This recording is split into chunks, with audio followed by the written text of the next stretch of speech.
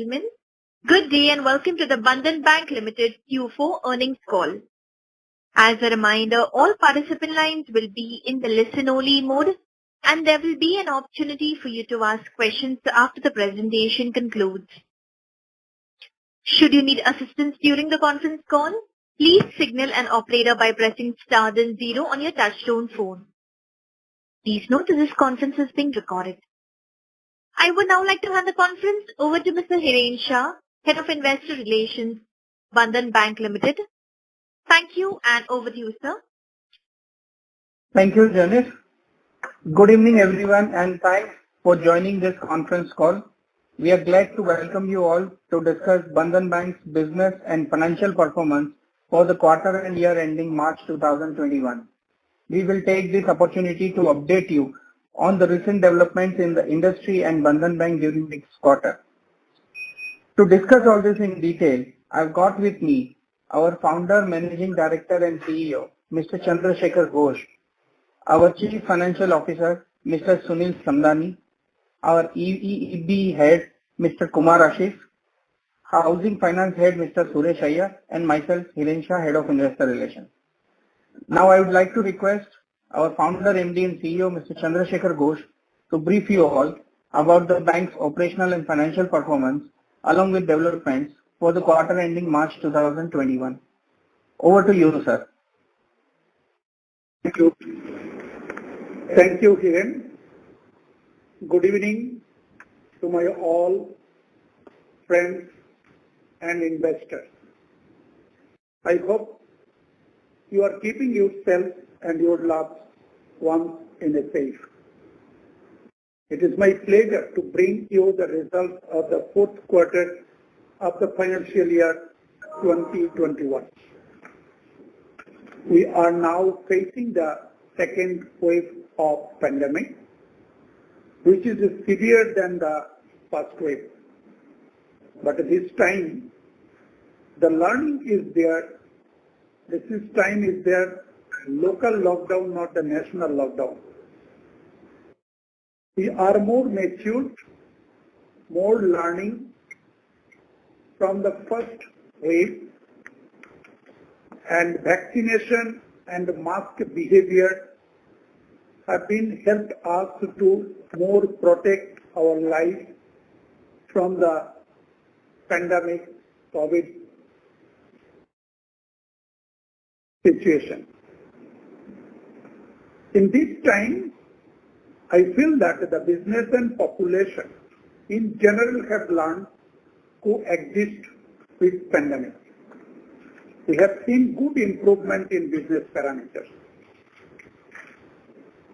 We know that the peak of the business is the EEB group.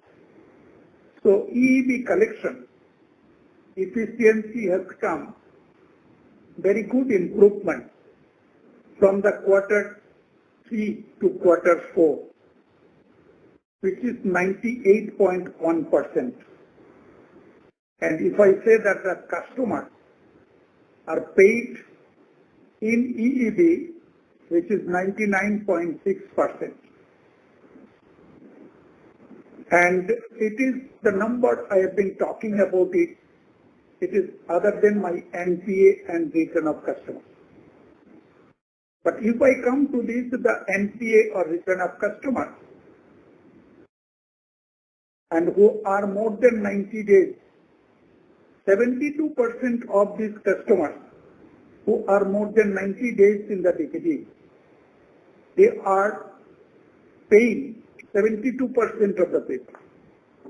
That given the confidence to the bank, because of these EEB customers, when they start the paying, maybe the 1 installment, 2 installment, 3 and 4, they will be future come as a regular customer and they are not risk for the bank. So in that confidence, we find out on that the next year 21-22 will be the best in the bank. 11% of because of our strategy, we are matured Group loan, we are going to transform to the individual loan. So 11% of the group loan transformed to the individual loan, which collection efficiency more than 99%. New customer addition happened in this bank in this financial year, which is very near to pre-COVID situation, which is 88%. And disbursement also has come 95% pre-COVID situation. NPA is declining, is more comfort in bank future growth of the business. Customers are paying, continuously geographically diversify the book. That also gives the best comfort to the bank in future. Coming to the specific of the West Bengal and Assam. West Bengal combined uncertainties of second wave and election. We have touched a 98.3% collection efficiency in March, which is borrower-wise, it is a 99% customer are paying. If I go to the Assam, storm has settled, election over. Then we also see that 83% of our customers are paying. Collection efficiency has come 94% in March, and customer paying other than NPA customer 98.5%. I feel now very confident with my customer in Assam. The people are looking future to start and restart their business. And that can be helped our business growth and NPA decline. We are as a bank, we are not only the financial services, we are good contributor to the society for social activities. We know that this is a very critical moment is the COVID. This COVID situation, you know, we have the 11 training centers across the country. We are now 700 beds of these training centers. We have given to the government for use for COVID patients. 400 we have given to the West Bengal government, 100 given to the Assam government for their request. And the balance we have given to the other states, Chhattisgarh, Maharashtra and others. Government also requested us to supply, given some of this oxygen concentrator, which is very important in this moment, which is the supply is not that much. The bank, the Bandhan is not only bank, Bandhan are imported 500 oxygen concentration to give into the government, specifically asking by West Bengal government we are giving to 300 and Assam government asking 200, we are giving to the 200 to the Assam government. Other than this, West Bengal have the police hospital, which has been built up by the British, but not utilized. The government requested us on that to help for this the hospital to active for the COVID patients.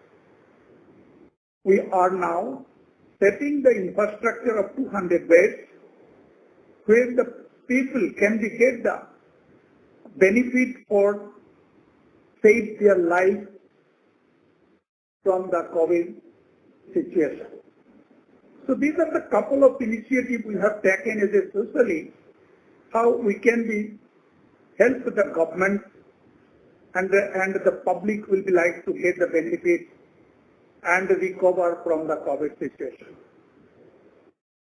Strong liabilities base is our history, continuously improving collection efficiency and high capital base of the bank. It helps us future good growth of the balance sheet. And whatever the risk we feel, very conservatively we are booked as a provision, as a written off, we have been done in this financial year. So next financial year, only the growth and good quality of the portfolio. Coming to some of the points of the financial information.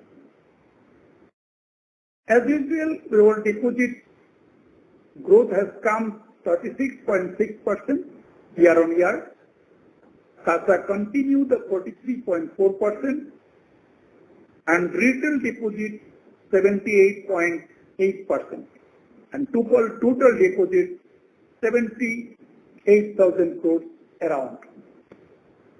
Advance 87,000 crores, which is advance growth has come this pandemic situation 21.2% year on year.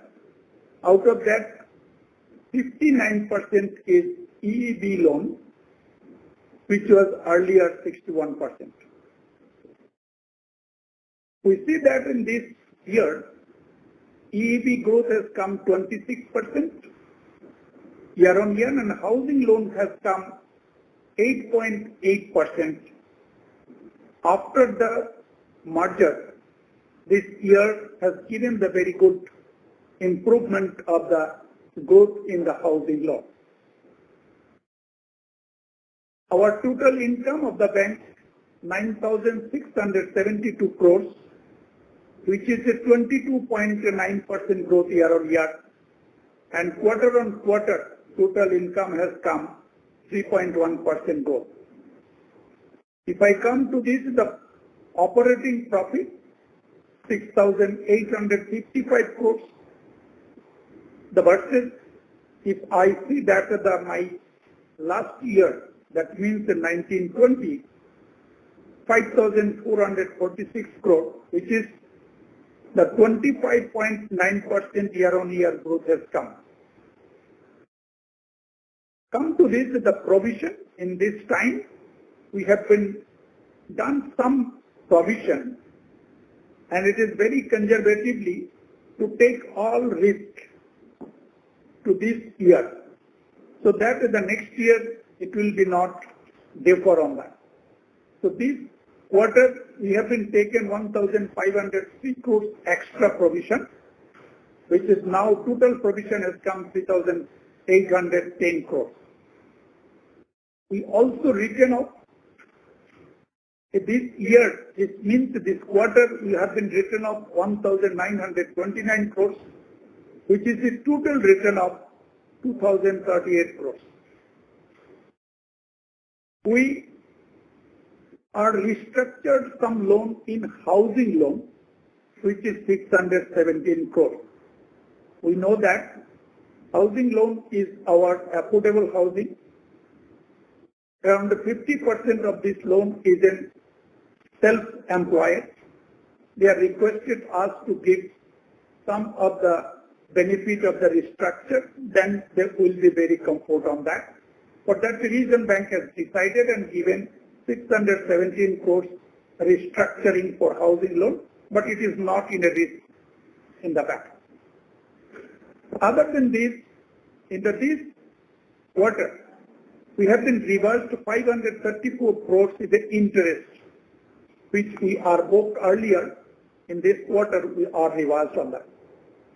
All of these together, after that, the provision, written off, restructuring, and interest reverse, our PAT, profit after tax, has come 2,205 crores yearly. And if I come to the quarterly, it is in 103 crores. Our gross NPA has come in this moment, it is 6.8%, which was pro forma in third quarter 7.1%, it has been reduced. Net NPA 3.5%, and our NIM which is now has come in this year at 7.8%, which was in the last year 8.1%. And we are always talked about the mean. It will be retained on that at the 7.8 to 8% on that. Cost to income ratio have been reduced, which is last year it was at 30.8%. This year it has come 29.1%. Bank has a good capital, and that capital adequacy ratio is at 23.46%. So all these is the parameters I have been placed to all of you, and I am very much confident on that. The bank are performed within this, the first pandemic situation is a very good within all these limitations, and we are also taken a risk as a conservative way in this year. For that reason, on the basis of that, the next financial year 21-22, we have a big confidence on that with my team will be performed as a normal before the COVID situation. Thank you to all of you. Thank you very much. Ladies and gentlemen, we will now begin the question and answer session. Anyone who wishes to ask a question may press star and 1 on their touchtone telephone. If you wish to remove yourself from the question queue, you may press star and 2. Participants are requested to use handset while asking a question. Ladies and gentlemen, we will wait for a moment while the question queue assembles.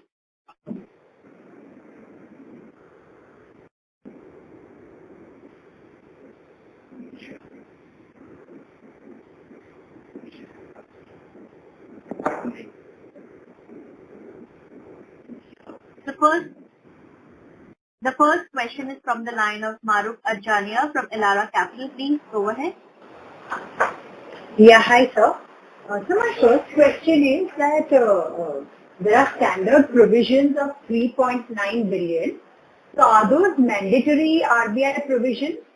The provisions of 15 to 40 basis points that RBI wants banks to maintain? Or are these over and above those provisions? These 3.9 billion provisions are over and above the standard asset provision as required by RBI. Okay, and most banks have not dipped into their contingency provisions. So we had around 27 billion of COVID provisions in the third quarter and 31 billion of total standard provisions. And now it's come down to 3.9. So why would you, and most banks have not dipped into their provisions, and even NBFCs have maintained their management overlay provisions. So why did we take a decision to dip into our standard provisions? See, we have taken a big write-off this quarter, right, which most banks have not. We have taken this accelerated write-off, and that's one big reason why we see a dip in the provisioning or the buffer that we had. Right? At some point of time, one has to take that call when to do that. So we did it immediately so that we wanted things to be more stable going forward. Got it. And of that 19.3 billion, how much would be Assam and how much would be West Bengal?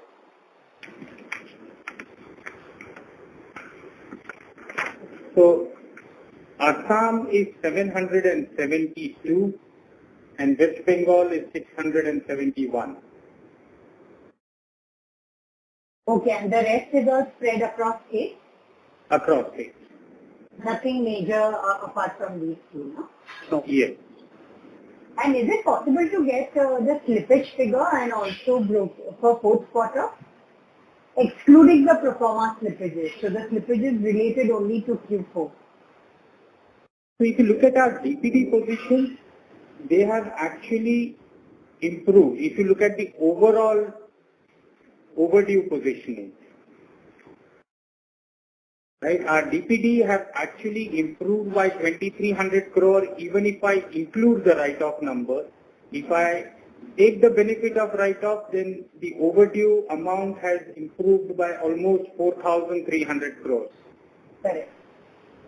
Correct. But would you be able to share the gross slippage figure? The amount of loans that slipped in the fourth quarter, gross? Yes.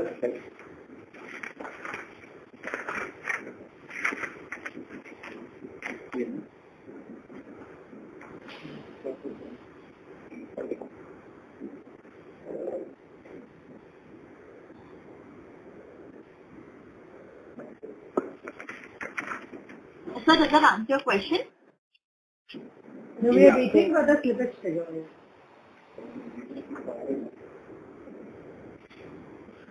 We'll come back to on your gross slippages number. We have it on a statutory basis, which means the NPA as classified versus NPA classified now. But that actually, is the statutory slippages. That does not give the clear picture. One has to look at the pro forma 90 plus as on December and then see what it was as on March. So during the call, we'll come back to that number. Okay, sir. That will be helpful. Thank you. Thank you. Thank you. The next question is from the line of Saurabh from JP Morgan. Please go ahead.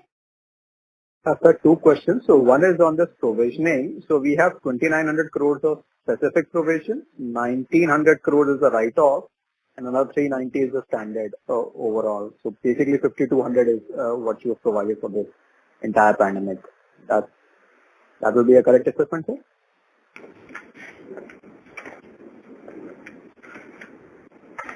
Yes, the total provisioning that we have done during the quarter, 1,503 crores. 1,594 including the M2M, that is for Q4, and for the full year it is 3,907. No, sir, for the entire pandemic, including what you took last year. So I'm just looking at the specific is 29, Yes. 19 is a write-off, and 400 is the standard, right? So the pandemic provision is about 5,200 crores, right? Yeah, roughly thereabout. Okay, sir. And Mr. Ghosh, sir, this 1,900 crore write-off, sir, I mean, in Bandhan's history, I don't think you've ever taken these kind of write-offs. So how do you think about the underwriting, sir, in the MFI portfolio? So I feel that this is a very good write-off we have been done. Now profit, the portfolio quality is good, and I am not feeling that anything further which will become of that. And so, and this write-off, it's not the outcome of a poor underwriting. This write-off is the outcome of the general environment, right? A pandemic we've never seen in last 100 years. Right? And coupled with that, we had state-specific issues like Assam, right, where we had to deal with the moratorium, we have to deal with the bill, we have to deal with loan waivers, right, elections in our key states like Assam and West Bengal. So clearly, in last 2 years, as far as Bandhan is concerned, never in our history we had to face so much of environmental issues at one go. Right, so we don't see underwriting here is a challenge. It's more of an environment, and as the dust settles down with all of this now going back, we think with the same set of standards, things should start improving going forward. And my point of that, the underwriting, we are very, very keen on that to assess the quality of customers' business. But in this COVID situation, you know that some of the areas which are the small manufacturing units, there is the demand is not coming from the nearest state. So that they are disturbed on that. And this type of people are coming to the write-off on now. So this is for specific of COVID situation and also some part of this the Assam situation.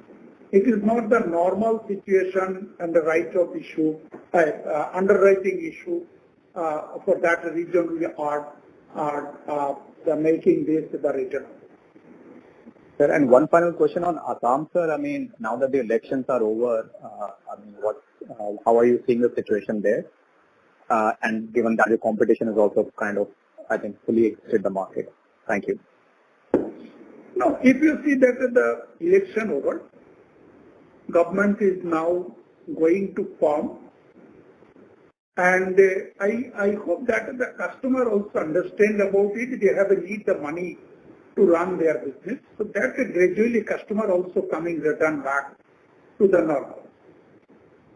So you see that the 83% of the customer paying to us. If you remove the NPA customer, that is a 98.5% customer paying us within this circumstance. I hope that this quarter and next quarter it will become to this the very normal position. And if you have to see the positives from this, clearly, we used to be the single lender for most part of our life that we worked in Assam. We've seen competition coming in, and that kind of disturbed, this equation. Now with this challenge, we are seeing competition retreating also. So as things stabilize, we see Assam will again be a big opportunity for us. But yes, it's a math. We can't time it today, whether it takes 3 months, 6 months or a year. But going forward, we see this as an opportunity. We already listened from the customer point of view. Customer has expressed to the people and us also, sir, I can be like to stop the repayment. Maybe the government will be repay on that. But they cannot give the loan. But I have need the loan for business. And I need to come to you to take the loan. Why I like to make a raise alert to my account in the credit bureau. So this is a good awareness that will also build up. That has been very good hope on that future. The business growth will come. Thank you, Mr. Ghosh. Thank you, Sunil.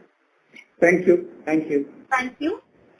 The next question is from the line of Nitin Agarwal from Motilal Oswal Securities. Please go ahead. Yeah, hi sir. Hope you and all your colleagues are keeping safe in these challenging times. A few questions. Firstly, good to see the progress that you are making on the asset quality front in such a difficult environment. But from the collection efficiency and the repayment rate chart, like 4% of the customers are part paying. However, the SMA book now stands a little higher than 8%. So does this indicate that customers with higher ticket sizes are delaying the payments and therefore showing more vulnerability? Any color on this, and what is the vintage of these SMA customers like? No, I don't think that's actually the case. There is no clear preference in terms of vintage that we can see in our portfolio that a high vintage is doing better or a low vintage is doing better, or a high ticket size is doing better or a low ticket size. But one thing we can surely see is certain businesses are clearly seeing the stress, right? Whether it's the beauty parlor business or it's the sari manufacturing or the jerry work and pockets of Bengal. Those locations and those pockets, we are seeing some level of stress, and that's where we see the NPAs and the non-paying customers. If I mention on that, we are transforming to the group from the group loan to the individual loan. So individual loan, which is called the Samriddhi loan, 99+% of the repayment, which are high vintage of the customer. Second point I like to mention is in March, 92% of our customers are paid in the full installment to us. 3% customer needs to one installment instead of 4 installments. And only less than 1% of the borrowers are not paying any installment. In that sense, if I say that 50% of my borrowers, if it is a more than 4 years, and they are high vintage in that area, so they are not like to come in this analysis. So they are coming to this more default and more NPA. Sure, sir. And secondly, for this year, we guided for a 5% credit cost, and we have come around about that number for FY21. So any outlook if you can give for FY22 on this front?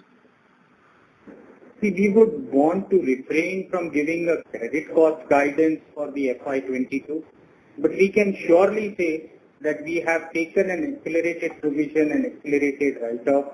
This should help us reducing our credit costs going forward. We are facing the COVID-2 situation. If things improve over the next 2 months' time, then we are very confident of keeping this cost materially below the current level. But at this time, we would want to refrain probably in a month or two when things become more clear on the COVID-2 wave. We should be in a position. But as a strategy, and as a policy now, given our learnings of last 2 years, what we are saying is we'll continue to make provisions irrespective whether there is a risk or no risk. We want to build certain buffers, because this last 2 years have been a good learning for us. And for times like this, we want to have certain buffers in our balance sheet. Sure. And Sunil, we have talked about the collection efficiency trends in March. If you can share some color as to how that has been in April and what sort of potential restructurings do we look forward to in the micro banking segment now that the RBI has opened up the window again?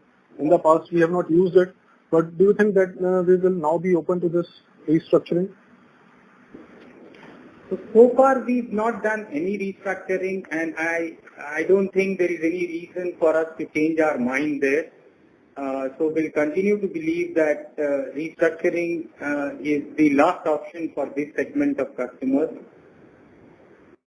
And on the April collection efficiency side, there we have seen a reduction of about 3 to 4% in the April collection efficiency, like-to-like basis, whichever way we look at, including NPAs and write-off or excluding NPAs and write-off. Just to mention on that, the West Bengal is a less than 3%. Okay, sir. And lastly, if I can just ask one more, I have a clarification to ask for. Last quarter, we reported a very large SMA book at around 16-17%, which is now almost halved. So just want to know if there is any one-time NPA in the reported NPA, which as of now is not actually 90 DPD on outstanding basis. Sorry, can you repeat the question? We could not get that. Yeah, it's actually slightly complicated. So what I'm trying to ask, last quarter we reported 16-17% SMA accounts, and because we were reporting all on pro forma basis. Now, as we reported in March the real numbers on the and followed the IRAC, so has there been any accounts in the NPA bucket which are not actually 90 DPD? They probably crossed 90 DPD in the prior months, and then they came down because of the repayments, because the repayment rates are quite good as we see. So are there accounts in the outstanding GNPA which are not 90 plus? So there is an account because, as I said, as per IRAC norms, once the account crosses 90, it continues to remain in NPA till it becomes 0 DPD. So there is about 400 odd crores in the 5,700 odd NPA, total NPA that we have, where the DPDs will be less than 90, but NPA. Okay, sure. Thanks so much. Those are my questions. Thank you. Yes. Thank you. The next question is from the line of Shagun Verma from Goldman Sachs. Please go ahead. Yeah, good evening, sir, and your colleagues. I hope everybody is staying safe. Actually, a couple of questions. First, to start with, again, coming back to this provisioning policy. Now that we've utilized, whatever cover that we were, holding till last quarter, while Sunil, I appreciate the comments that you made, but what exactly would be the strategy going forward? Have you changed the policy with regards to microfinance loans, wherein earlier you used to take extra provisioning? Would you accelerate that extra provisioning that you used to take, or how should we think about it? Because clearly the volatility has increased, the environment has become dynamic. So I guess, one would want to keep extra provision on the balance sheet. So any thoughts that you can share? So, see, I would not want to quantify that number today, but as I mentioned, directionally we would want to keep some buffers in the balance sheet and we would want to build every year, right? Irrespective whether there is a risk or no risk in the environment. So when there is a risk in the environment, to that extent it will get utilized. So on the whole, we want to keep some buffers in the balance sheet. The quantification, I may not be able to do it at this stage. But what is also important here to understand is the, how to read the NPAs of our bank, particularly in the micro banking segment, right? Of the total 4,500 odd crore NPA that we show today in micro banking, about 78% of the customers have paid some installments in March, right? And as high as 5-6% have paid their full installments in the month of March. Right? So clearly, the idea here is to understand why these accounts are in NPA and how to read the risk into those accounts. Right? We've tried to analyze our risk in our presentation. And if you get a chance, you can go through that slide. Essentially, what we are saying is even in the NPA bucket, we have 78% customers who are paying us. And the proportion of paying small amounts, which is up to 25%, is also relatively small than the proportion of paying more than 25%. So our point is, this NPA is largely a timing difference. At some point of time, they may take 3 months, 6 months more, but there will be a write back in these customers. Having said that, as I mentioned earlier, there could be some challenges or the other. That's what our learning is for last 2 years. And accordingly, we would strengthen our balance sheet more than what we had provided earlier. And in the normal scenario. Well, that makes sense, Sunil. The other question is related to this on slide 8. So these portfolios, is of course, X of write-off, if I'm not wrong. Is that a correct way of reading it? Yes. Okay. And similarly, slide 7, the bucket movement. Again, what is the denominator here? The denominator is X of write-off and NPAs, or this is the overall portfolio? So this is 90 days X and of NPA. write-off, but include NPA. X of write-off and include NPA. Yes. All right. Just another question on the environment at the ground level, right now. So clearly, what we read, in the media, etc., that transportation has again come to, let's say, standstill or maybe partially operating, which we understood from you all that last time around in the third quarter or maybe in the second quarter, that was one of the reasons for a delayed recovery or improvement in collection efficiencies. So how do you see, let's say over the next 2 months, of course, given what information we have at this point of time, this whole transportation, kind of coming to, halt, etc., is going to impact the collection efficiencies? If you see that I am Chandrasekhar speaking, no? And if you see the last time we see that there is a train is not moving and there is lots of small producers cannot sell their products in the city. But when the train had started, that time we saw that these people produced goods are selling to the not only the state, there is a neighbor states also purchased from that. And these neighbor states in that time also, there is no free movement to the state in Bengal. One cause is there. There's many of the states, they have need to come with a COVID test. If COVID test is not negative, they will not come on that. So this situation, if whatever now stops the train, similar thing is there is no change on that. If I say that before the May, the people are not able to come, but the train is open. Now train is not open, but still now the same thing on that, the people are not coming from the other states, and these people cannot be like to stay. So whatever we are taken this the risk in the last March or April, and the train open, in the same risk is there. But risk will not increase because of the train stop.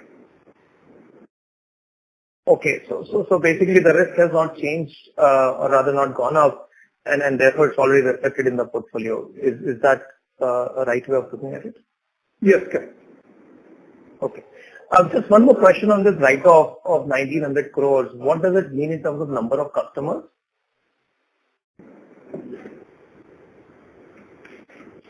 About 4,10,612. 4,10,000 crores. Sorry, 4,10,000 customers. Got it. 4,10,000. Yeah. Fair enough. Thank you so much, and wish you all a safe health. Thank you. Thank you. The next question is from the line of Nishant Shah from Macquarie. Please go ahead. Yeah.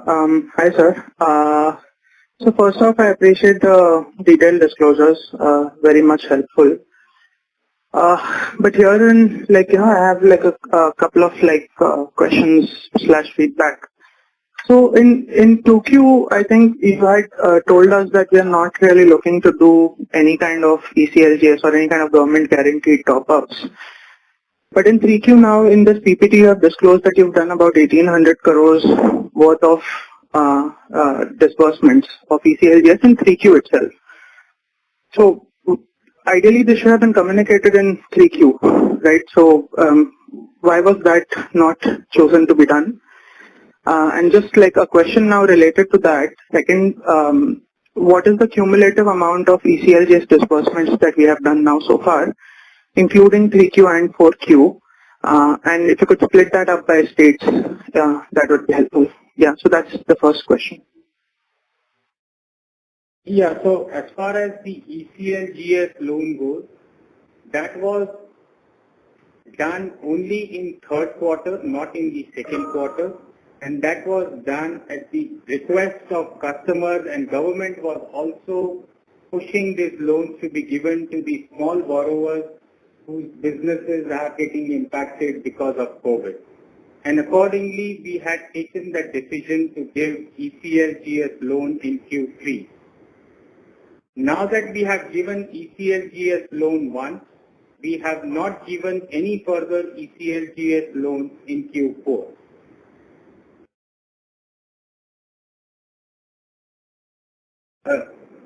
Okay.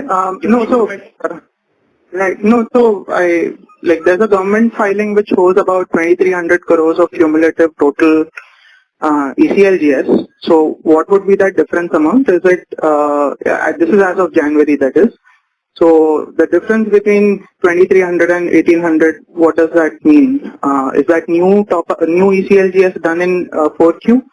Or is it just non-EEB ECLGS kind of loans? We have done ECLGS only in Q3, and in Q3 about 1,850 crores was in EEB vertical, and then there was about 100 crores in the small enterprise loan vertical. Okay, and there's absolutely no other ECLGS disbursements apart from this? Nothing. Okay, perfect. And could you give the split between West Bengal, Assam and rest of India of these in terms of, say, number of customers or value of disbursements? So about 53% of these ECLGS loans went to West Bengal customers. Mm-hmm. And about 20% of this went to Assam customers. Okay. No, but what would it be as a percentage of the total customers that you have? So, for example, if you have, say, 100 customers in Assam, what percentage of those customers would have received ECLGS, and similarly for West Bengal?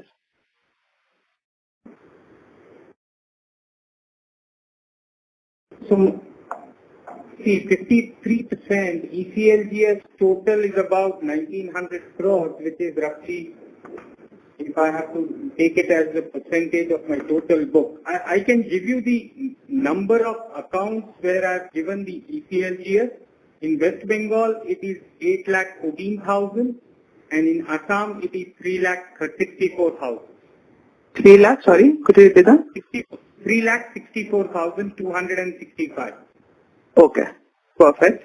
And so there's almost like, a 500,000 increase in the number of loan accounts in 3Q and Assam. What explains the balance kind of account addition? This would be, I'm assuming, X of like new customer addition. So some will be the new customer addition. I'm not too sure about 5 lakh increase. I'm not sure because my data doesn't show that there is an increase of 5 lakh customers in Assam. So I'm not loan accounts. So could be like, top-ups included, which is what I'm asking. Top-up has been, after September quarter, there is hardly any top-up. Okay. Fine. I have more questions. I'll come back in the queue. Thank you, Mr. The next question is from the line of Samir BK from JM Financial. Please go ahead. Yeah. Hi. Thank you for the opportunity. Just wanted to get a breakup of other income for the quarter. And PSLC fees, trading gains.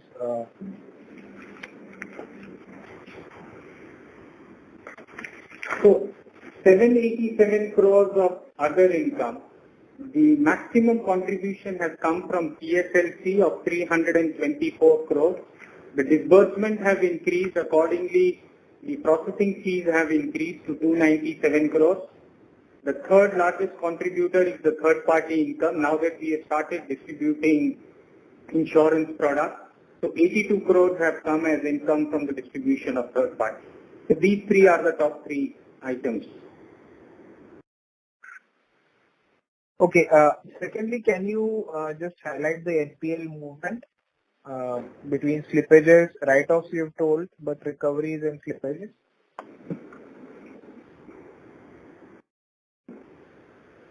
If you take the pro forma number of 5,515 crores as of December, the additional slippage, someone else also asked this question at the beginning of the call. So if they are listening, this is for them as well. We just got this number on the basis of pro forma.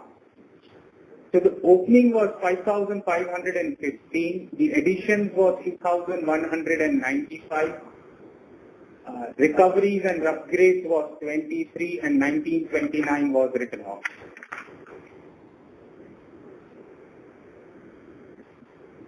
Okay, this is helpful. Thank you and all the best. Thank you. Thank you. Thank you. The next question is from the line of MB Mahesh from Kotak Securities. Please go ahead. Sorry, I just had the same question now. So can you just kind of repeat that movement of NPLs for the quarter and for the full year as well?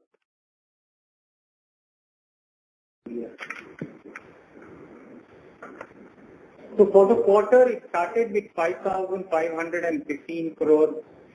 I'm talking about pro forma 90 plus. Sure. Additions was 2,197. Recoveries was 23. And written off was 1929. Okay. And for full year slippages? For the full year, 993 crores was the opening balances. The full year slippages was 6887. About 100 crores was the recoveries and upgrades. And written off is 2,038. That comes to the closing number of 5757. Perfect.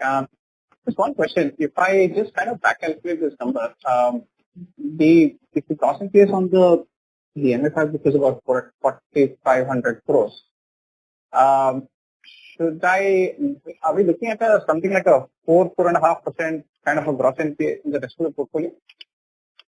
In the rest of the portfolio, that's housing, the SME and the others?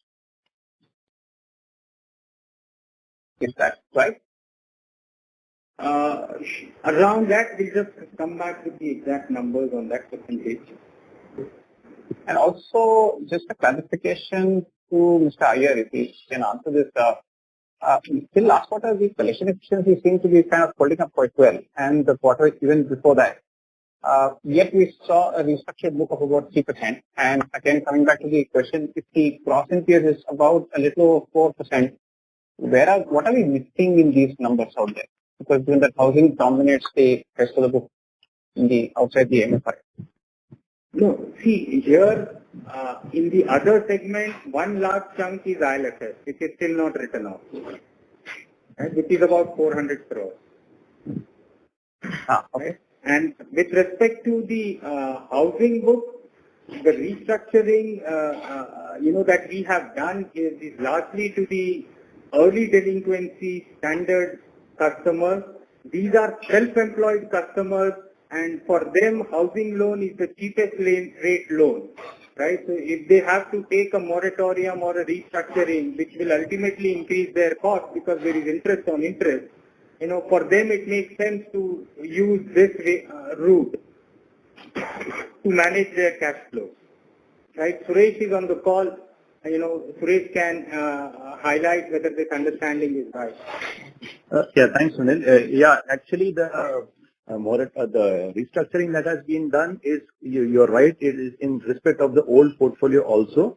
And these are all SMA 0 and regular customers, wherein even in the restructured portfolio also, in fact, we've had some collections. So it is not that customers have not been paying, and many of them have requested, some of them have requested for the restructuring at the very fag end after having made the payment, because looking at the situation, the prolonged COVID position is also, resulting in some of them having a rethink on whether to save their EMIs and improve their cash flows. So if you actually look at it, there are a lot of customers who have opted for restructuring but have also been paying. So that's the reason why, if you look at it, in fact, the number of customers who've not paid a single penny and having availed the restructuring and not paid a single penny is very, very small. It's about 1% or something only. Sorry, and just one clarification, Mr. Iyer. Yes. Mr. Iyer or Mr. Sunil, what is the NPL in the housing loans today? It's about the housing. Yes, Sunil, go ahead. Just a second. In percentage terms, this NPL is 3%. 3%. Okay, done. Thanks a lot. Thank you. Thank you. The next question is from the line of Adarsh Paraspuria from CLSA. Please go ahead. Hi, sir. Hope you are keeping well. Question is on slide 7. You do show the buckets going down, but honestly, if I look at plus 30 days, which is 30 to 60, 60 to 90, and 90 days, and add back the 1,900, 2,000 crore write-off that we've done, I think we've got a fairly sticky, problematic book, right? Like if I just try to, and the base of loans in microfinance has grown by 8-10% in this quarter. So honestly, I think, I get a 9,000, 9,500 crore book, which was either plus 30 days or NPA or written off till last quarter, and that same number stays now. And we've had very strong collections, as you report, for the last at least 4-5 months. So seems that there is no material change in bucket. It's just that, the basis changed, accounts have migrated and then some have been written off. Rest that 9,000 problematic book remains problematic. So if you can just explain, I've got the numbers right. Adarsh, see, if we look at the absolute amount and not the percentage, which will take away that, whether it's a base effect or a percentage effect, right? In absolute amount, even if I take back the written off amount of close to 1,900, 2,000 crores, my overdue portfolio has improved by 2,200 crores. on the same like-to-like basis. Yeah, Sunil, I would imagine. And after write-off, it has improved by about 4,300 crores. Yes, Sunil, I would guess that a lot of it is 8 to 30 days, which may have been relevant in December because Morat ended in August, so there were few weeks, and that 8 to 30 is also representation of risk, right?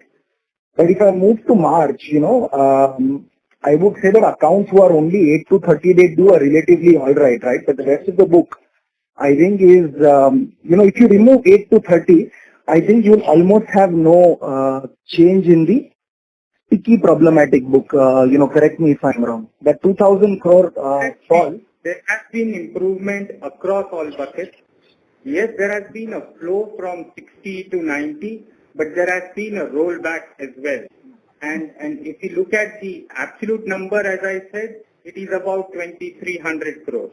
And these 2,300 is not only 8 to 30 day buckets, it also includes customers from 31 to 60 and 61 to 90. There have been instances where even 60 plus customers today are 0 DPD. Got it. And second thing is, given the nature of the business and given where we are in the cycle, I just thought that look at it this way that we are 50% covered on NPA. We still have 5% 30 to 90 day. And we are heading into April where collections dip by about 4-5%. So what restricted us from doing more provisions, right? Like why would you, and it's a high charge of business, right? You yourself have charged off 2,000 crores this year. So it seems that we are not getting into wave two with a strong balance sheet, honestly. I think that's the honest feedback I would have because we are 50% covered on stress. We have a fairly material 30 to 90 day and collections have dipped in April. No, I would look at it differently, Adarsh. Yeah.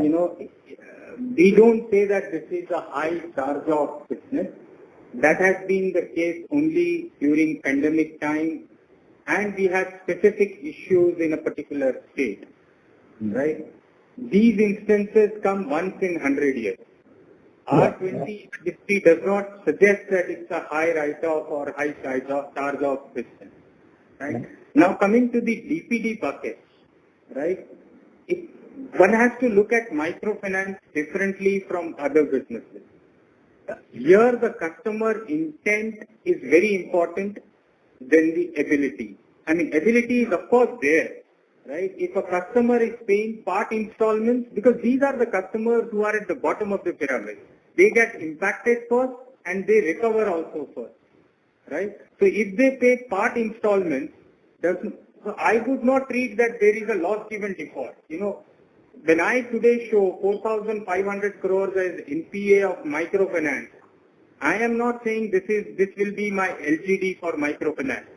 Otherwise, 78% of customers in 90 DPD should not pay me in the month of March. Right? I have tried to explain the risk the way we see it, in the NPA and the delinquent bucket, right? Customers not paying. And even if I include customers paying up to 25% of their scheduled installments, still my provision is equal to 90% of that risk. So if the customer is paying me on an average 70% in a part payment customer, I would not call it as a risky customer and I'm carrying a huge risk in the balance sheet going forward. I have to classify them as an overdue customer, whether 30, 60, 90 or 190 plus, because that's the regulatory way of looking at DPD and risk. But honestly, that does not translate into the LGD. We have a scenario where across all buckets, if I take non-paying customers, and I take customers paying less than 25% of their scheduled installment for a month, still I am fully covered. And for the customer who is paying 50% of the installment, it's difficult to assume that their intention is to default and not pay. Got it, Sunil. And my last question is, can you just explain the interest reversal of 500 crore in this quarter? On what part of the book was it, and reflect upon your accounting policy for that, please? So we've always been saying that we continue to accrue interest on account of customers which are not classified as NPAs, in line with the IRAC norm. We had disclosed this number last quarter as well, which was close to 400 crore. This quarter, since this judgment came at the fag end almost on 31st March, the overall number was 525 crores. So this is the recognition, the unreceived interest, accrued but not received interest on the NPA portfolio. And since we have classified NPA after the gap of 12 months, this amount is large. But I would say this is a one-time, because now that the NPA recognition has started, we will not see these chunky reversals. Got it. This is good. Thank you. Thank you.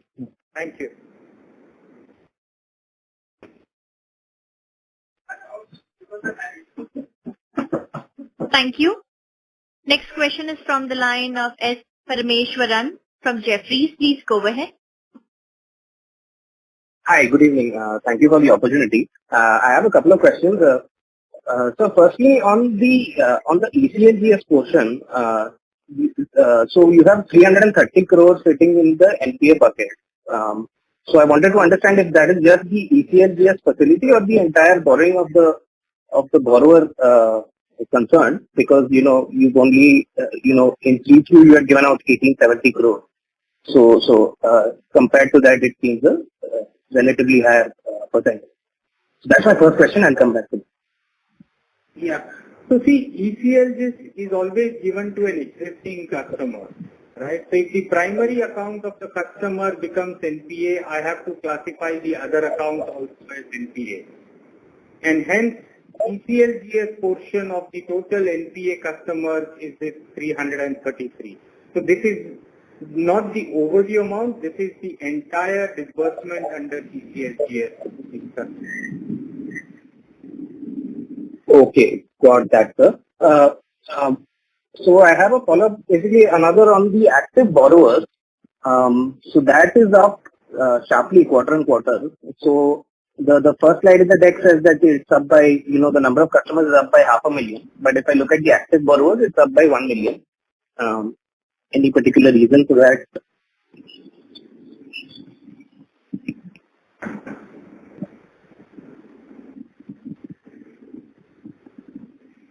Which number? So this is slide 14. Right. Slide 14. Okay. Right. Yeah, so the active borrowers quarter on quarter is up by 1 million. Yeah. And the first slide in the deck says you added 500,000.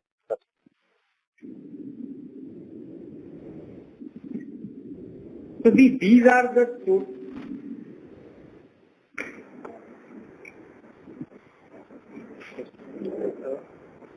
No, if we see that the last year customer is in 11 million, it has come 12 million, 1 million has been increased. So here that the way to look at, it's a good observation. See, I may have a customer who will not have an active loan.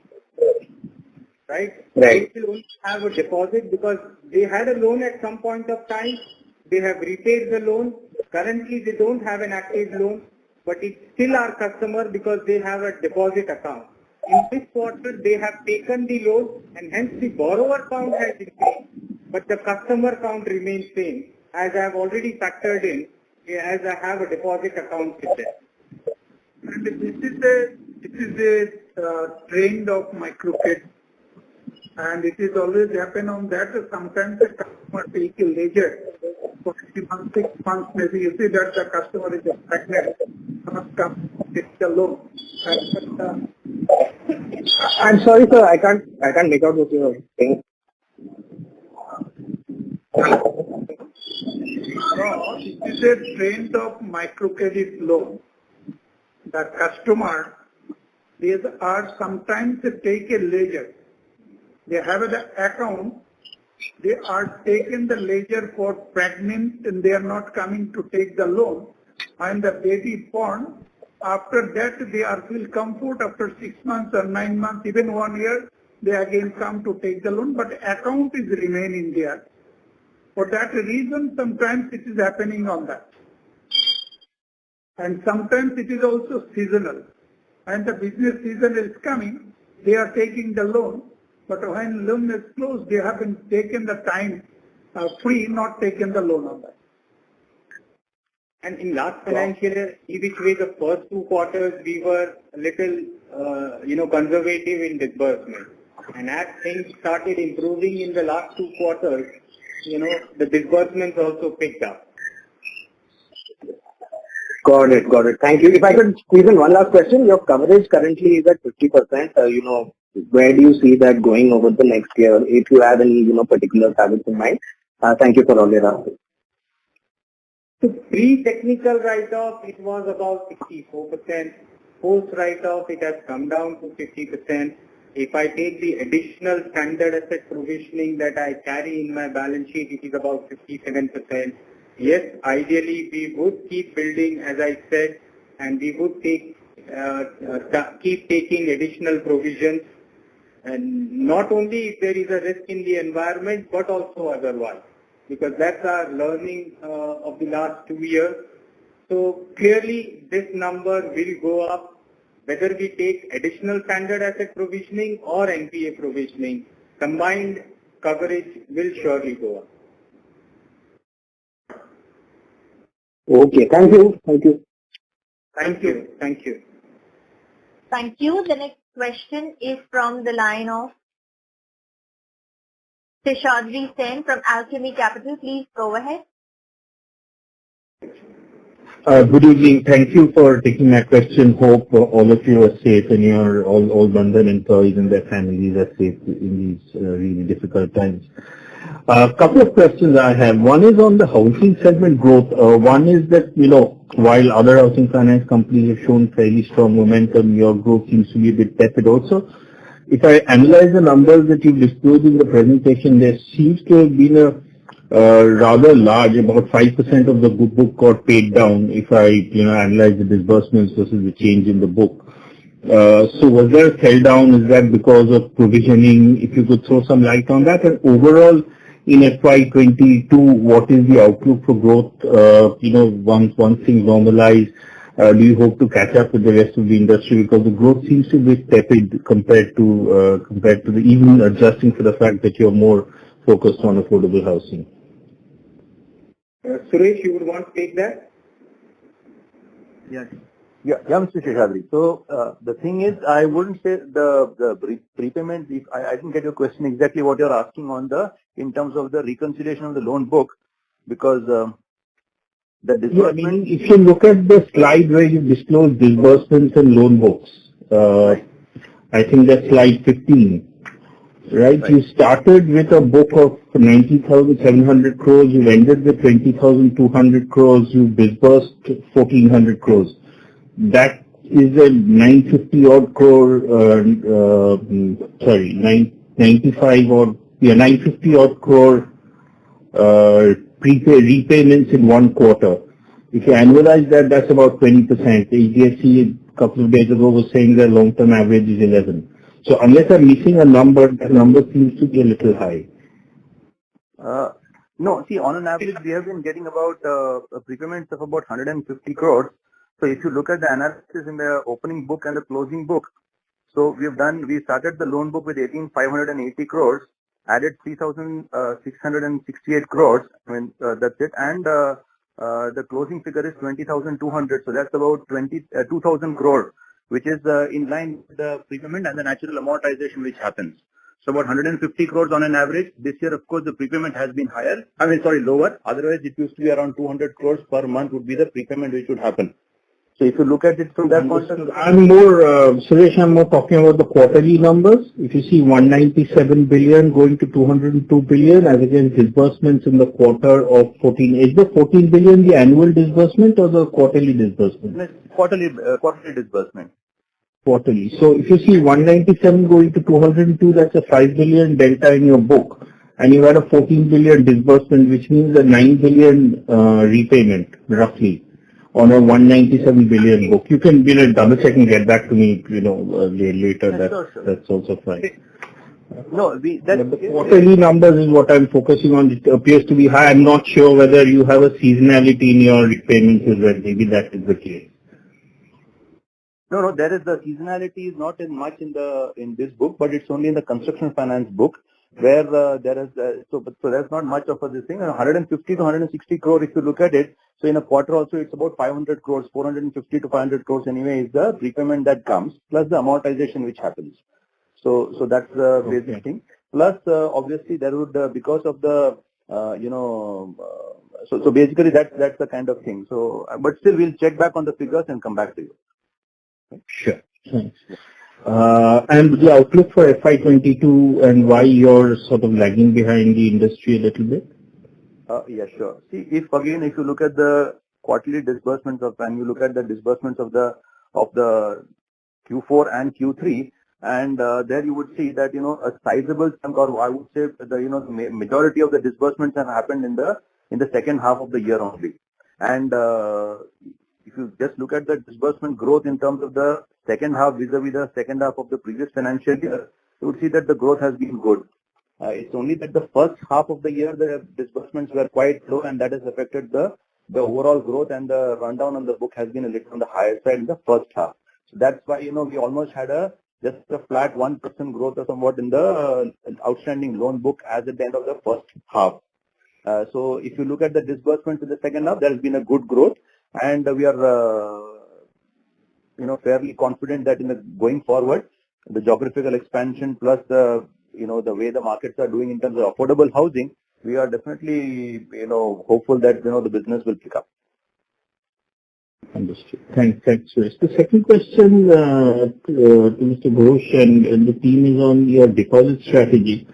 You're doing great in terms of even deposit acquisition. If I back-calculate the number of customers on the savings side, that also seems to have been very impressive in the fourth quarter. But your pricing is still quite aggressive. If I understand correctly, you're paying 6% above all 1 lakh deposits, which is higher than your peak fixed deposit rate. So anybody above 1 lakh essentially won't take a fixed deposit with you and will put a savings account. And which is why your accretion to savings is actually higher than your accretion to fixed deposits. When will you start adjusting this pricing? Because your balance sheet seems to be very liquid. You're doing very well. I know some of your peers are following this aggressive pricing, so maybe the market is moving that way. But you have a much more solid base than some of those peers. So would you look to adjust that 6% pricing at some stage? Because right now it appears that you're attracting a lot of proxy FDs into the book. I don't know the exact percentage of deposits that are above 1 lakh, and your average balances did come down, but just the pricing seems to be a little skewed at this point. So you are right. We have already taken steps in that direction. Last quarter, we reduced our minimum saving balance rate from 4 to 3. And it's a matter of time when our 6% rate will also come down. And what is your average cost of savings deposit rates? If you could share that. Average savings deposit. Second.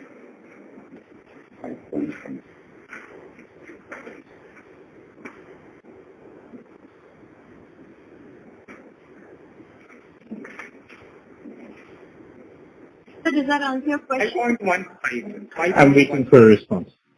5.15. 500. Thank you so much. Thank you and good luck for the next financial year. Thank you. Thank you. Before we take the next question, a reminder to the participants. Please limit your question to 2 per participant. You may come back in the question queue if you have a follow-up, as we have many people waiting for their turn. The next question is from the line of Kunal Shah from ICICI Securities. Please go ahead. Yeah, thanks for taking the question and hope all safe and well. Firstly, in terms of the DPD pool, the way we had given some breakup in terms of the part paying and the non-paying, and especially wherein the payment has not been up to 50% odd, how would that be in 31 to 60 and 61 to 90 day buckets, particularly for the Assam and West Bengal portfolio?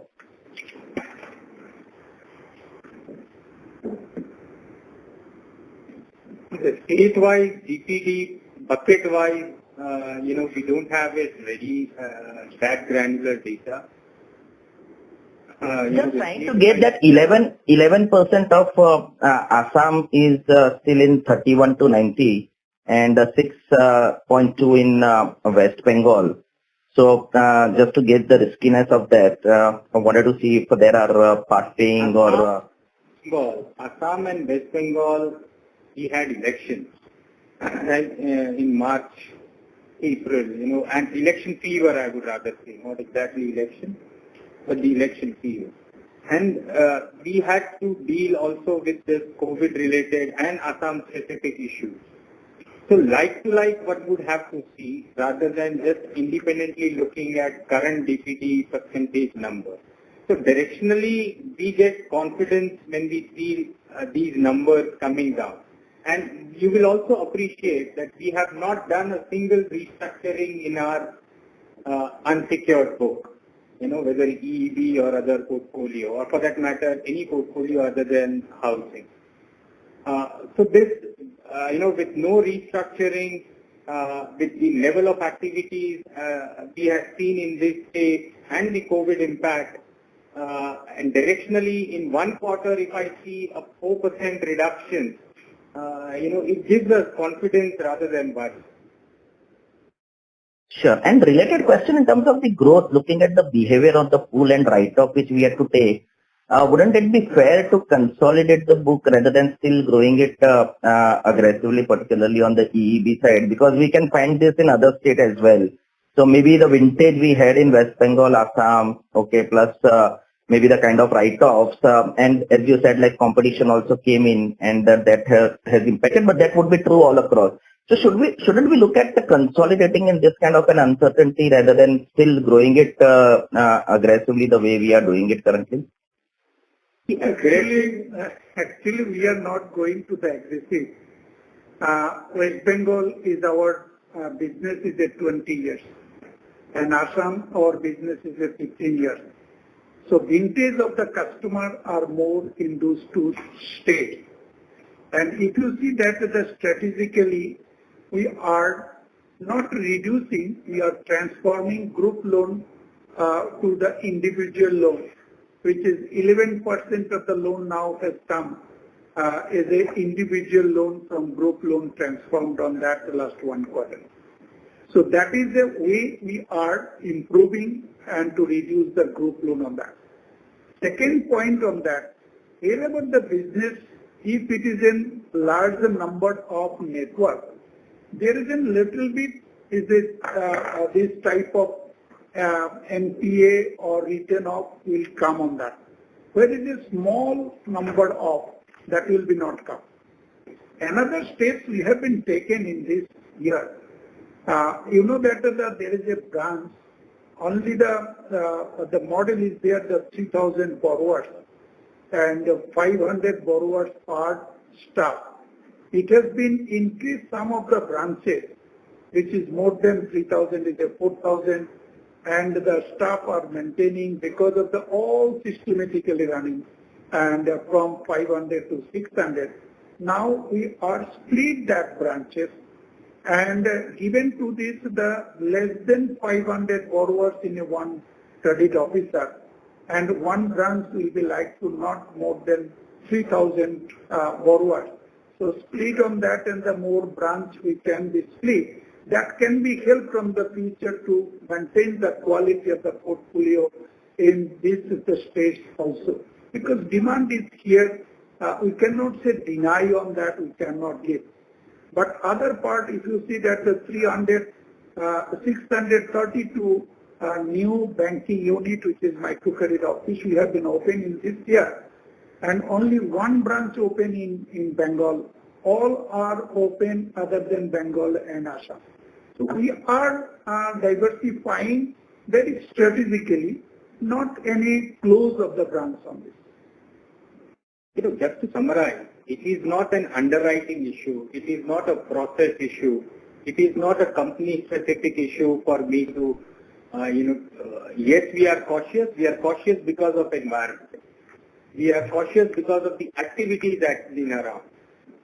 So if the environment improves, if the business environment improves, we are confident about our process and there is a demand in the market, so that will come. I visited a couple of these, the NPA, INPA forwards, and they mentioned about it on that.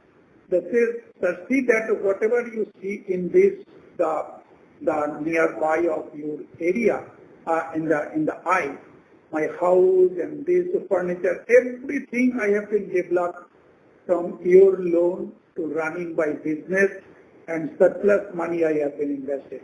I cannot forget you. If the time, I'll return back on that. This is a very highly committed customer. So I like to say that this is not that because of business model, because of underwriting issue, so that, no. It is a very different situation has come up. We are very hopeful on that. That will be returned back again.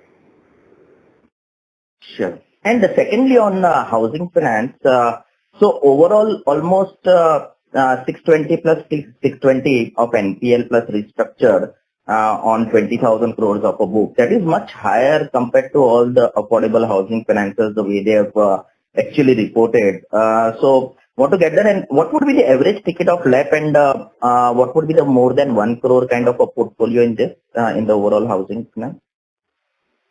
So to your first question, you can't bucket the two, NPA and restructuring, and say this is a stress pool. As I explained earlier, the restructuring in housing finance is a support given to self-employed customers to manage their business, right? Housing finance is the cheapest loan available to self-employed customers, so they choose this route to generate cash flow and get the benefit of some restructuring or deferment. So this does not mean it's a riskier portfolio which I am restructuring to manage my book, right? Suresh can confirm, we have not given restructuring to a riskier customer. This is all standard and early, zero delinquent, largely or an early delinquent bucket customer. And in terms of your ticket size, Suresh can confirm what is our average ticket size on the housing and the LAP business. Yes. So as earlier also I had mentioned in this one of the previous questions that had come, the restructuring is given mainly, as Sunil said, for a support to the customers, but it is not an indication that there is a stress. Yes, they have taken it to ease their cash flow. Customers have looked at it as an option to ease their cash flow. And as I had mentioned earlier, there are many customers who have also been paying the EMIs, and still they have a restructured, they have sought for a requested for a restructuring, but they have been paying EMIs, and on and off they have been servicing the installments also. So actually the number of people who have not been paying is very, very, very small. So that's the first point. In terms of the average ticket size, there's not much of a difference between the LAP average ticket size or the thing for a normal customers, because the segment is the same, and normally the LAP also that is available by the customers is by the retail customers who normally take it for a small consumption kind of loan. So it's not a very large value LAP that we have. In the overall book also, if you look at it, that portfolio that is in excess of 1 crore would be very, very small, would probably be, just about, 2% or something, that it wouldn't be beyond that, excluding the construction finance, of course, in the retail book. Sure. Okay. Yeah. Thanks a lot. And just to answer the previous question of Mr. Seshadri, actually one of the reasons for the higher listing is that in January we received a very high CLSS subsidy in one of the earlier questions. just giving the clarification. We received a very large subsidy in the month of January. It is something which cannot be planned. As and when the government releases the subsidy, the credit has to be given to the customer's principal. So it has to be shown as a prepayment to the loan. So that's the normal, that addition to the figure that happened in January. Okay. Thank you. Thank you. Thank you. The next question is from the line of Shagun Verma from Goldman Sachs. Please go ahead. Yeah, thanks for giving me the opportunity second time. Sunil, just one small understanding rather. On slide 8, the portfolio that you've shown, 25 to 50, etc. What would be the duration of this portfolio? When do you expect these customers to run off? For this portfolio to run off? So see, the duration of the portfolio would have extended by 6 months because of the moratorium. Right? So that's why, but surely in the next 6 months, we should see these portfolio or these customers, at least 50% of these customers to run off. And that would lead to upgradations therefore? Because you're saying, they're still kind of paying. Yes, that will lead to upgradation. See, when this issue happens, the first 12 months is the year of pain, which is what we are going through, right? We saw the issue, we saw the challenges, we saw delinquencies going up, and now when the collection starts coming in, you will see the DPD buckets reducing, and at some point of time, there will be actual upgrades.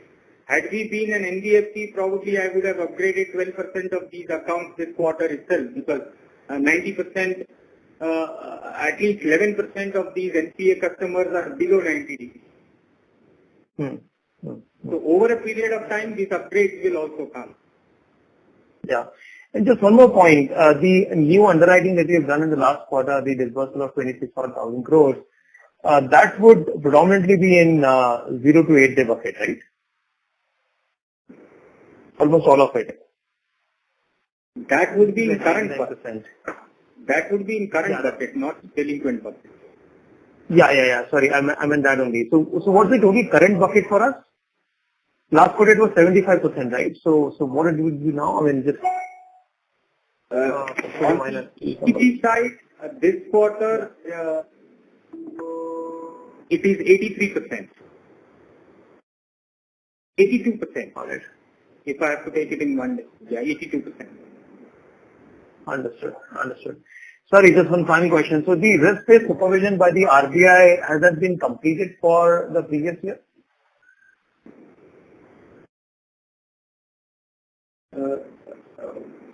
When you talk about RBI means?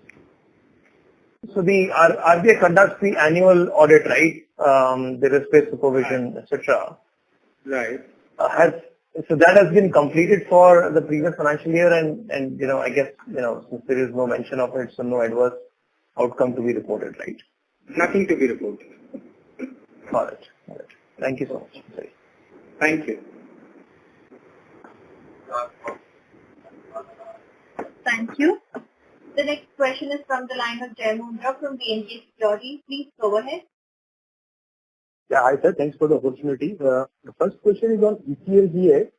Now we have reported 3.3 billion have turned NPA, and we had also said that we had started ECLGS last quarter only, wherein we would have disbursed additional 20% with a moratorium of at least 12 months. So just wanted to check, if you can explain how did they turn NPA in this quarter itself? See, if the principal account becomes NPA, all linked accounts have to be classified as NPA. Okay, so the ECLGS money that you have given, that was not given to so there are two accounts running, two facilities running at least, right? So one facility they have got the ECLGS, but they have defaulted on the other facility. Yes, so the primary account, they have defaulted and become 90 DPD, and so I have to categorize all accounts as NPA. Okay. And secondly, sir, if I heard you correctly, you said slippages for this quarter was somewhere around 2197 billion, 2100 crore, 21.97 billion, and recovery of only 23 crores. And if I see your slide 8, that shows a decent amount of recovery that you have done or that you have effected already. So is this the slippages number? Is this some netting off of recovery that is happening in slippages? See, for us, if I have to show a recovery, a customer has to move from NPA to standard bucket. Less than 90 is still an NPA. Right, but any one installment that he's paying should be a part of recovery, right? If he pays three installment, then it will become an upgrade. No, so for us, when we say recovery means their DPD has become zero. Okay, he has just moved down the bucket, but he is still in the NPA. Yes. But in that case also, if he's let's say 89 DPD, and if he is let's say 120 DPD, and by paying one installment he becomes 92 DPD, for example, then that additional money should be a part of NPA movement, right, in terms of recovery. No, sorry, I didn't get your example. No, so any NPA account who is paying you one installment, yes, this should come in the recovery movement, right? Which I think, if I remember rightly, you had said only 23 crore recovery. It's not coming in recovery. Unless the account becomes zero DPD, only then we show it as recovery. That would be an upgrade. Yeah. So we are only talking about upgrade. So what is the recovery amount?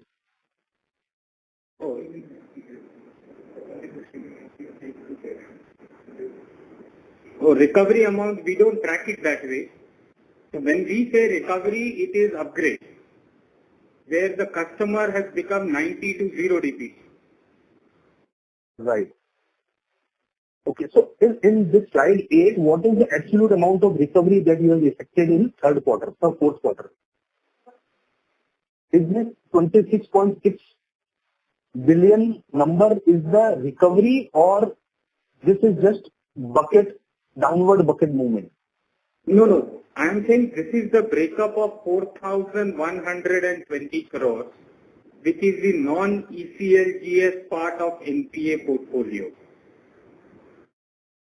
So 2,626 crores worth of customers are paying. They are making part payments. 589 crores are paying full installments. But they are still in NPA because unless they become zero DPD, I can't upgrade them. And 902 is paying part installments. So essentially, this is the breakup of my 4,112 non-ECGL, ECLGS, NPA pool. Right. Okay, so this 589 crore which they are paying in full from incremental basis, this should ideally be reflected in recovery, right? Or no? So yes, but the way we look at it, we show recoveries only when there is an upgrade.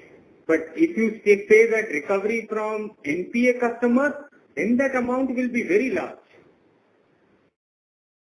Right. Because part payment is also a recovery, 589 is also a recovery. Right.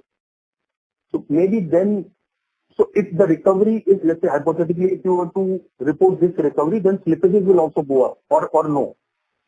No, slippages won't go up. Okay.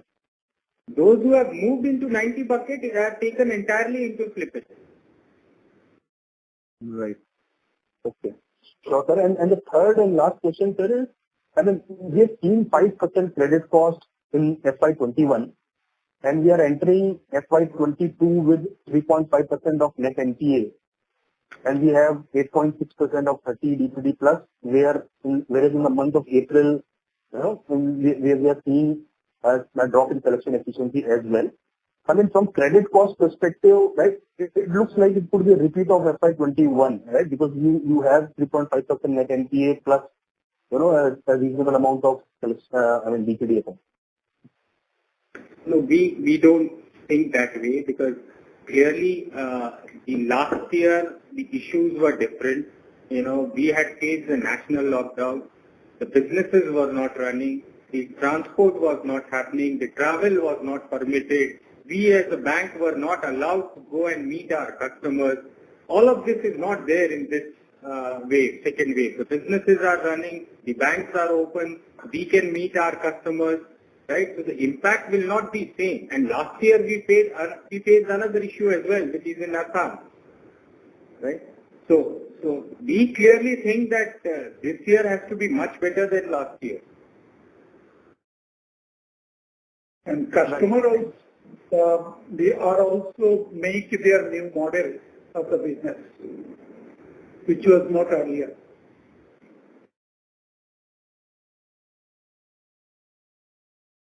Thank you, sir. Thank you. That's it from my side. All the best, sir. Thank you. The next question is from the line of S. Parmeshwaran from Jefferies. Please go ahead. Hi, everyone. This is Prakhar. Sunil, if you can clarify on, slide 7, you have this, split of the SMA book, etc. And in the previous slide, you have given the collection efficiency on a portfolio excluding write-offs and NPA at 98%. Now, basically, if I have to get a comfort on what is the residual risk outside of NPLs but overdue, can you clarify that across these buckets, 80-30, 31-60 and all, what is the collection efficiency that you had in March? So, as we said, we disclosed also in our presentation that including write-off and NPA, our collection efficiency was 95%. If we exclude write-off and NPA from our collection efficiency, it is 98%. That is collection efficiency side. Now, we've also done a risk assessment, right? We can always argue whether my assessment is right or wrong, but the way we look at risk is, I have considered, the way we look at microfinance business, it's a discipline-based product. If a customer starts paying, we have seen our experiences that the amount will be fully recovered. So what we have done here is, we have considered non-paying customers as the fourth option, right? We have given 4 scenarios in risk estimate. The fourth option is, we've considered customers across all buckets who are not paying, plus the customers who are in part payment and paying up to 25% of their installments. Actually, that part is understood and very clear. Basically, the issue is about what is the tail risk, right? And I understand your subjective assessment, but as an outsider, it might help us that, let's say, this 3.3% in the 8 to 30-day bucket and 2.8%. On these portfolios, what is the level of collections you could actually see in the March month? Was it in the very narrow range around 97-98% for most of the buckets, or was there any skew? That might just help us. So I don't have the delinquency bucket-wise collection efficiency, but I don't think it would be very different given the fact that my overall delinquencies across buckets have come down. Got it. Maybe I can take it offline with you. Yeah, please. Sure. Thank you, Sunil. Thank you. Thank you. Ladies and gentlemen, that was the last question for today. I would now like to hand the conference over to Mr. Sunil Samdani, CFO, for closing comments. Thank you, ladies and gentlemen. Thank you for taking time out on a weekend. Thank you very much. Thank you. Stay safe. Thank you. On behalf of Bandhan Bank Limited, that concludes this conference. Thank you for joining. You may now disconnect your line.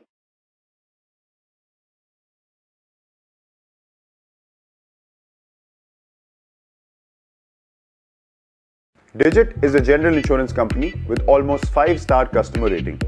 मैं भी Digit पे switch कर रहा हूँ. क्या आप करोगे?